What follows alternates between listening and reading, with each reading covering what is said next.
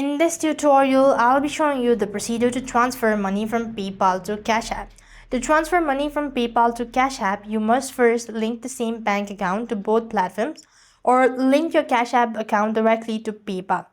So what you need to do is here, there is no such direct way you could transfer money from Cash App to PayPal or maybe from PayPal to Cash App. So the alternative steps that we are going to include is that we'll be using a bank account or same bank account to both of these accounts, and through that we can transfer the money to either PayPal or Cash App.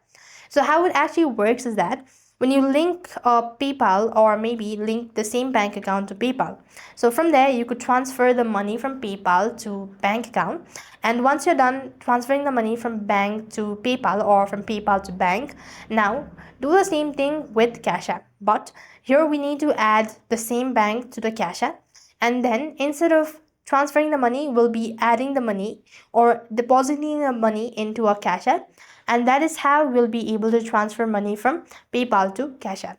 Though this is a bit tricky, or though it includes an indirect method, but this is the only way we'll be able to transfer money from PayPal to Cash App. So that's all. I hope the video was helpful. Make sure to like, share, and subscribe. Thank you for watching. See you in the next video.